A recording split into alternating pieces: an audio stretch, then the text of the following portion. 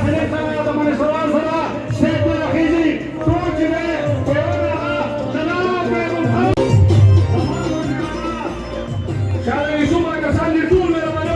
د کمیونیکیشن منسټری په تیر شوي حکومت کې حالانکه چې اوس سیخ هم ګران دی سیمټ هم ګران دي پای کې به 1 کیلومتر په 30 کروڑ روپے جوړېدو په 37 کروڑ روپے باندې اوس په دې دور کې 1 کیلومتر په 19 کروڑ روپے جوړېږي په 17 کروڑ روپے باندې جوړېږي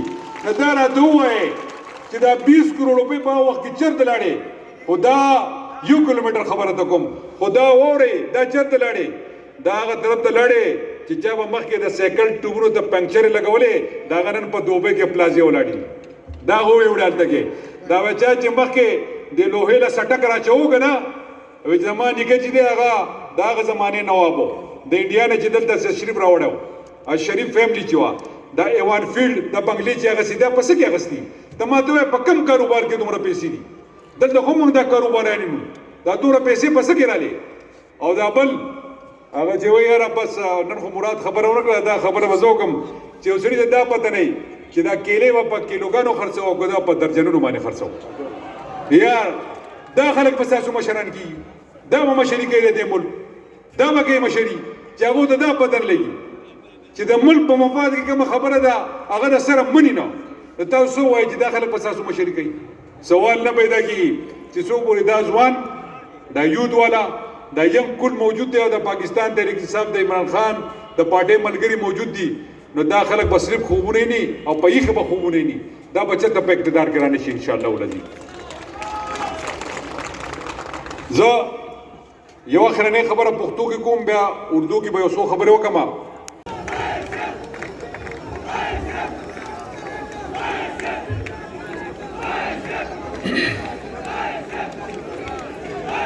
ما چې هغه دلته موجود دي دوستانو ګران خان ډېر ښه تقریر وکړو موږ هم ډېر لطف اندوز شو دي تاسو به هم ډېر لطف اخیستی د هغې نه زه د ده چې کومې مسلې دي دا مسلې د ده نه دي دا مسلې زما هم دي دا کومه علاقه کې چې زه ولاړ یم دا زما ابایي ضلع ده دا زما خاوره ده خپله نو د دې خاورې لپاره بیا د ملکنډ د ډیویژن سره تعلق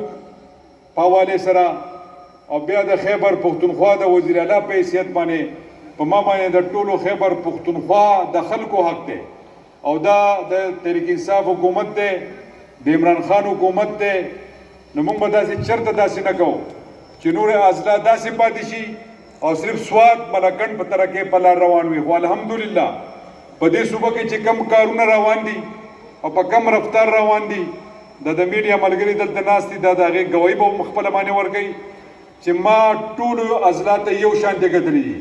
که په سوات کې موټروی جوړېږي نو دیر ته به هم جوړېږي او پېښور ټوډې خان ته به هم جوړېږي که دلته هسپتال جوړېږي دا به په هر اضلاع کې هسپتال جوړېږي که دلته د سپورټس ګراونډونه جوړېږي دا پوره په خیبر پښتونخوا کې جوړېږي چې څومره هم د ترقۍ کارونه دي که هغه سکولونه اپګریډ کول دي که کالجونه جوړول دي هغه ټول چې دي هغه په خیبر پښتونخوا کې به یک شانتې انشاءالله د ترقۍ دا دور روان وي شروع شوی دا به چلیږي انشاءالله دا به هغه نه وي چې تیر شوي وزیر اعلیګان راغلي دي او هغو په خپلو علاقو کې صرف کارونه کړي دي نه انشاءالله دا 15 کاله چې پوره کېږي دا به ټول د خیبر پښتونخوا خلک انشاءالله د دې خبرې ګواهي ورکوي چې دا واحد وزیر اعلی زه یوازې دا ناره پورته شوې وه د خپل وزیر اعلی د سوات نه خو دا ناره وجه خان ته هم رسېدله دا وزیرستان ته هم رسېدله دا هزارې ته هم رسېدله او دا به پېښور کې هم دا ناره والی کېږي اوس چې خپل وزیر اعلی نو زه د ټولې صوبې خپل وزیر اعلی یم دا دعوه څوک نشي کولی چې زه به صرف د سوات د سیمې دپاره کار کوم ګران خان بالکل ما ته ستا د حلقې چې څومره مشکلات دي ما ته پته ده څومره کارونه چې شوي دي هغه به هم روان وي نن چې ستا کم ډیمانډ دی زه به یې ته څه په یو باندې وایم دا ټول ډیمانډ ستا په سترګو باندې ما ته منظور دی زه تاسو ته وایم دلته دا ځوانان ولاړ دي د ټولو خیبر پښتونخوا د ځوانانو ته یم د دې سټیج نه یم تاسو راته شاملات آیډنټیفای کې ګراونډونه جوړول زما کار دی دا به زه جوړوم تاسو ما ته ځمکې آیډنټیفای کې ستاسو کالجونه په کار دي دا به زه جوړوم ستاسو یونیورسټیانې په کار دي دا به زه جوړوم ستاسو چې سم پکار دي دا به ته زه جوړوم او دا هم مراد خبر وکړه د سیند سره الحمدلله د خیبر پښتونخوا حکومت او د خیبر پښتونخوا صوبه چې دا یوازې په ترقیاتي کارونو کې نه دا په هر څه کې چې پرایم منسټر کم ټاس ورکړي الحمدلله خیبر پښتونخوا حکومت او دا صوبه ستاسو په تعاون ستاسو په مهنت سره دا په ټولو په ټاپ روانه ده او دا په ټاپ ځي انشاءالله ولځي ما ته خلک وایي سخت وخت دی او ته دا جلسې کې داسې نه ما ورته ګوره داسې کار دی چې په دې سخت وخت کې چې کوم د مهنګایي اولاد دی ګراني ده بالکل منو ولې نه ده چې زه تاسو ته رانه شم او زه تاسو پوه نه کړم تاسو ښه پوه خلک یې چې دا ګراني ولې راغلې ده د دې دوه وجوهات دي یو وجه هغه چې کم تېر شوي خلکو په دې ملک باندې حکومتونه کړي نن چې چغې وباسي ویله ګراني راله مهنګایي راله او دا وی سلیکټډ حکومت دی وی دا دغه نشي کولی حکومت نشي کولی حکومت ولې نشي کولی بله ورځ سره په جاینټ سیشن کې څه چل وکړو حکومت دې ته وایي که نه تاسو ونه کتله چې بله ورځ سره څه وکړل کم چې د عوامو حقو د اورسیز د ملګرو د اوټ حق ورکول د عمران خان یو وعده کړې وه الحمدلله هغه بله ورځ پوره شوه د هغې نه علاوه چې عمران خان کومه وعده د خلکو سره کړې وه دا ابوي زه په الکترونیک ووټ ماشین باندې را روان وټونه کومه د هغې وجه دا ده چې دا ظالمان چې دا خو زاړه ګاګړان دي او ما سره خو ټول دلته ځوانان ولاړ دا په غلا غلطۍ باندې نه پوهېږي دا د مړو وټونه راوړي هغه هم وایي سټامپونه دا ټاپي به وي د الیکشن په ورځ باندې او په زور باندې هم د خلکو نه به دا دغه کوله دا شعور خو د عمران خان دې خلکو له ورکو نن الحمدلله را روان الیکشن چې دی جنرال الیکشن هغه به هم په دې الکترونیک ووټ ماشین باندې کېږي او پته به لګي ما د مراد وی مبارک شه وی روان ان شاء الله چې په خیبر پښتونخوا کې کوم هلکه په 8000 ووټ ګټل کېږي دا به اوس په 50000 ووټ ګټلی کېږي ولې وجه څه ده وجه هم دا ده چې دا ماشین په دې کې چې کوم سړی چا ته ووټ ورکول غواړي هغه ته به ووټ پول کېږي دا نه چې زه دې هلته شناختي کارډ لرم او راشه دا دې کاکا ته ورکه او دا دې زما نیکه بابا له ورکه او دا زما تر کاکا له ورکه دا شیزونه نور ختم دي په دې ملک کې عمران خان د ټرانسپیرنسي لوس تاسو سره کړو او ان شاء الله هغه میرټ او هغه ټرانسپیرنسي واده چې دا هغه به پوره کوي په دې سوچ نه دی چې زه به روان الیکشن څنګه ګټم هغه په دې سوچ دی چې زما د دې ملک زه د حکومت پرېږدم چې ما خپلو ځوانانو ته څه پرېښودي چې عمران خان یو راغلی یو کس راغلی د دې ملک وزیر اعظم منتخب شوی او هغه را روان نسل دپاره څه پرېښودي ما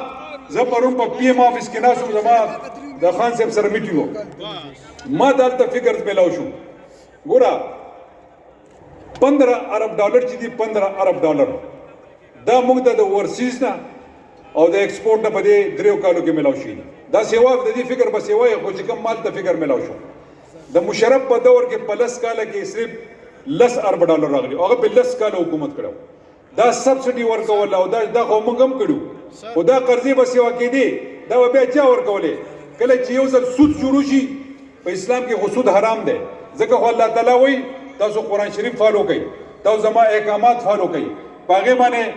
خپل ژوند تېروئ په هغې باندې حکومتونه کوئ خو افسوس چې د تېر شوو خلکو کم سودونه اخیستي قرضې اخیستي دي 21 ارب ډالر تر اوسه پورې عمران خان په سود کې دی کم په هغې باندې چې سود دی په هغه قرضو باندې هغه تر اوسه پورې هغه ورکړی دی خو هغه وایي چې زه به را روان حکومت کول غواړم دا 21 ارب ډالر دا قسطونه به یې نه ورکول او نه دا 15 ارب ډالر چې راغلي دي ملک ته